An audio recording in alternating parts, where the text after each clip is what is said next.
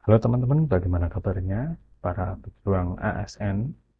Nah, kali ini saya akan membagikan soal-soal untuk formasi pamong belajar.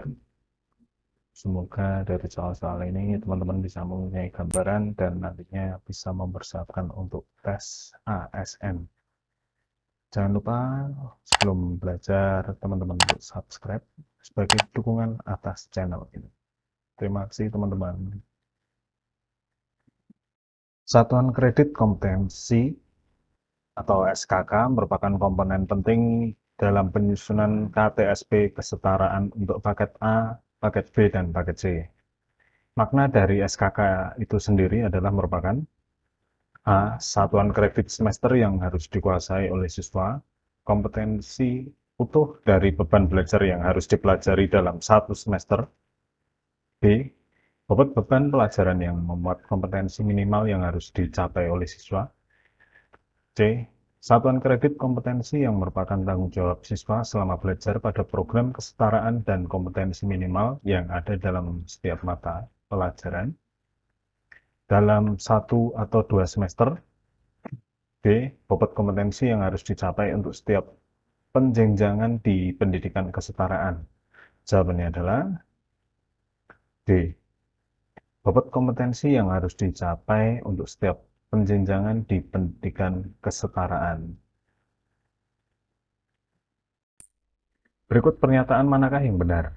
SKK disesuaikan dengan karakteristik dan potensi lokal, lingkungan belajar, atau satuan pendidikan. B. Satu SKK meliputi 1 jam tatap muka, 2 jam tutorial, dan 3 jam mandiri. C. SKK disesuaikan dengan kebutuhan belajar, kecepatan siswa, dan jumlah modul yang harus dipelajari. D. Penyetaraan 1 SKK adalah 1 jam tatap muka, 2 jam tutorial, 3 jam mandiri, dan 1 jam remedial atau pengayaan materi. Jawabannya adalah B. 1 SKK meliputi 1 jam tatap muka, 2 jam tutorial, dan 3 jam mandiri.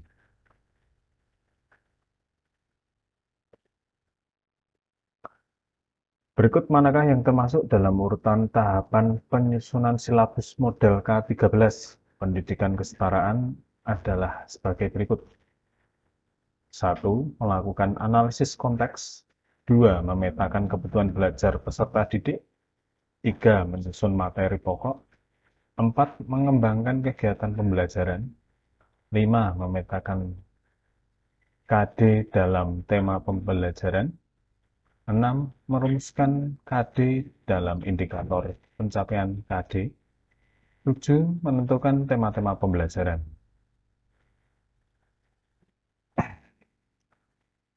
Dari situ, apakah jawabannya? Urutan yang benar. Urutan yang benar adalah D. Melakukan analisis konteks, memetakan kebutuhan belajar peserta didik, menentukan tema-tema pembelajaran, memetakan KD sesuai dalam tema pembelajaran, merumuskan KD dalam indikator pencapaian KD, menyusun materi pokok, mengembangkan kegiatan pembelajaran. Jadi urutannya adalah 1, 2, 7, 5, 6, 3, 4. Mas Ropi adalah pamong belajar pertama di SKB Lombok Timur NTB. Saat ini ia sedang menyusun RPP untuk pembelajaran tatap muka pada paket C setara SMA kelas 11. Bagaimanakah komponen utama dalam penyusunan RPP yang sesuai dengan K13 kesetaraan? A. Identitas kompetensi dasar dan indikator tujuan pembelajaran, materi pembelajaran, langkah pembelajaran, penilaian pembelajaran. B. Identitas, pokok bahasan, dan subpokok bahasan. Tujuan, manfaat materi, langkah pembelajaran, dan penilaian. C. Materi belajar, tujuan belajar, kompetensi dasar, dan indikator. Langkah pembelajaran dan penilaian. D. Kompetensi dasar dan indikator, identitas tujuan pembelajaran, materi pembelajaran, langkah pembelajaran, dan penilaian pembelajaran. Jawabannya adalah A. Identitas, kompetensi dasar, dan indikator, tujuan pembelajaran, materi pembelajaran, langkah pembelajaran, nilai pembelajaran.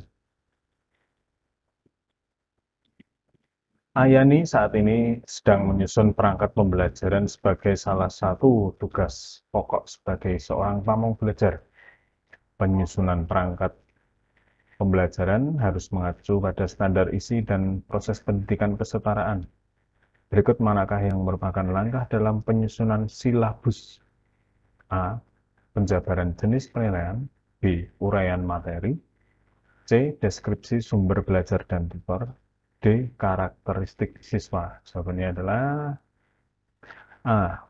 Penjabaran jenis penilaian. Pembelajaran modul merupakan ciri khas dari pembelajaran di kesetaraan. Modul disusun oleh tutor dan pengelola kesetaraan dengan mengacu pada standar isi dari kesetaraan. Ciri utama dari modul kesetaraan adalah A. Fleksibel, mudah, dan murah. B. Sederhana, membahas poin-poin penting dan mengacu pada kebutuhan siswa. C. Memiliki petunjuk belajar, uraian materi singkat, dan latihan-latihan soal. D. Memiliki kajian yang dalam, detail, dan menyentuh permasalahan hidup peserta didik. Jawabannya adalah C. Memiliki petunjuk belajar, uraian materi singkat, dan latihan-latihan soal.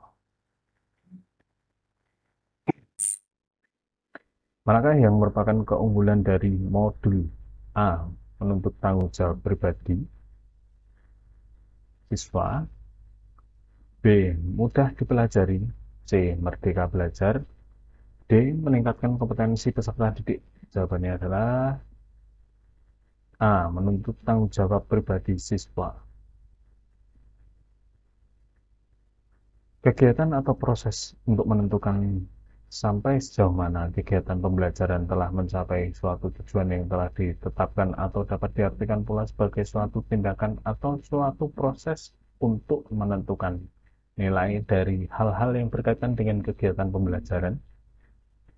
Dan yang berakhir dengan pengambilan keputusan adalah A. Pengukuran, B. Penilaian, C. Assessment, D. Evaluasi. Jawabannya adalah D. Evaluasi. Instrumen yang digunakan untuk menilai perilaku siswa dalam proses pembelajaran adalah A. Pedoman observasi, B. Pedoman wawancara, C. Pedoman kuesioner, D. Pedoman tes dan non-tes. Jawabannya adalah A. Pedoman observasi.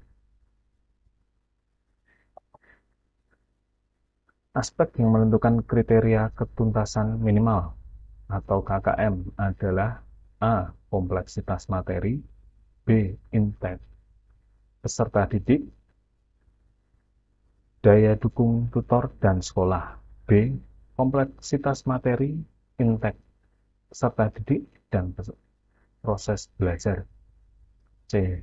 Hasil belajar masa lalu, daya dukung lembaga, dan hasil diskusi terkumpul. D. Hasil belajar, kesepakatan belajar, daya dukung sekolah, dan hasil analisa tutor. Jawabannya adalah A. Kompleksitas materi, intake peserta didik, daya dukung tutor, dan sekolah.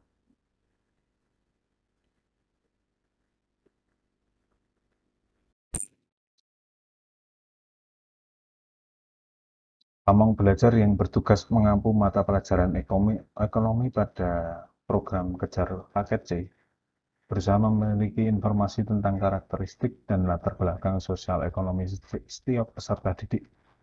Karena itu merupakan bahan dasar yang mempengaruhi pencapaian kompetensi setiap peserta didik. Gambaran tersebut merupakan deskripsi dari konsep A. Raw input, kegiatan belajar mengajar. B. Merencanakan kegiatan belajar mengajar. C. Instrumental input kegiatan belajar mengajar. D. Environmental input kegiatan belajar mengajar. Jawabannya adalah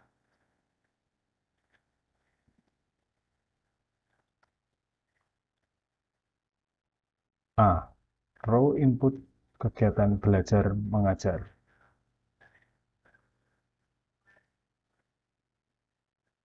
Upaya pamong belajar dalam mengidentifikasi perkembangan kemampuan peserta didik diantaranya berupa A. Mengelompokkan peserta didik sesuai dengan kebutuhan belajarnya. B. Mengelompokkan peserta didik sesuai dengan perkembangan kemampuan peserta didik. C. Mengidentifikasi permasalahan yang dihadapi dan menggunakan pendekatan secara individual karena perkembangan kemampuan setiap peserta didik berbeda. D. Menggunakan kelas untuk memberikan kesempatan belajar yang sama pada semua peserta didik dengan kemampuan belajar yang berbeda. Jawabannya adalah C. Mengidentifikasi permasalahan yang dihadapi dan menggunakan pendekatan secara individual karena perkembangan kemampuan peserta didik berbeda-beda. 3. Hasil identifikasi kebutuhan peserta didik sesuai dengan tingkat usia dan peran sosialnya akan mempengaruhi A. Jenis program, B. Kelompok belajar, C. Pelaksanaan kegiatan belajar mengajar, D. Instrumen penilaian hasil belajar. Jawabannya adalah A. Jenis program.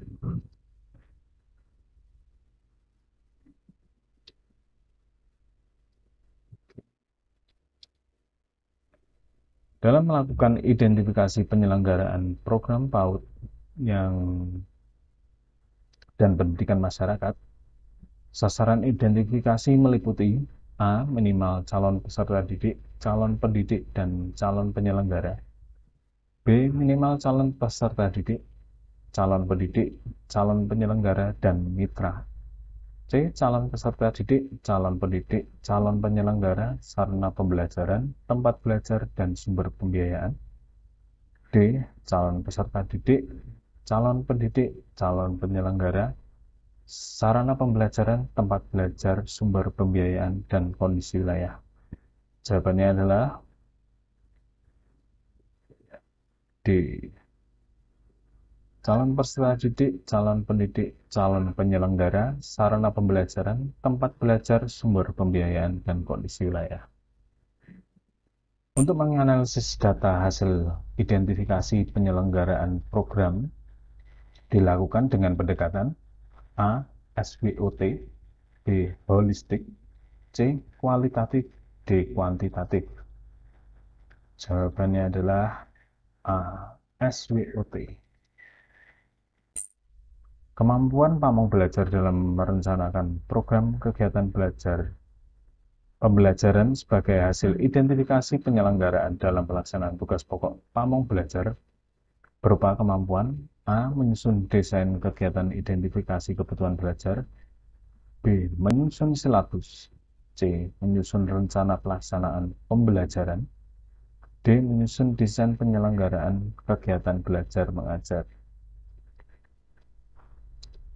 Oke, jawabannya adalah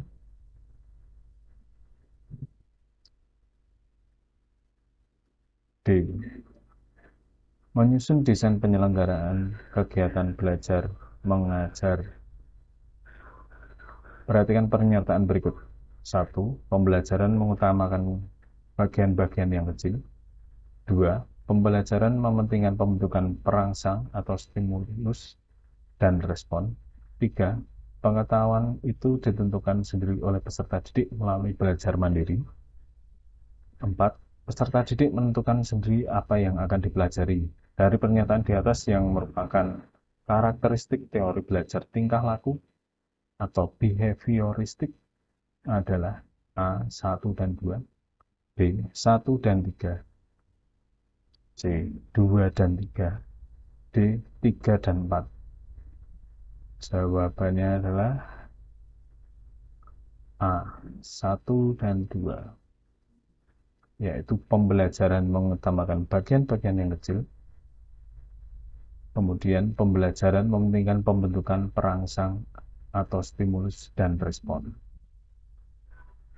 Pamong belajar melakukan pembelajaran dengan memberikan kebebasan yang luas kepada peserta didik untuk menentukan apa yang akan ia pelajari sesuai sumber-sumber belajar yang tersedia atau dapat disediakan. Pernyataan ini merupakan ciri dari teori belajar: A.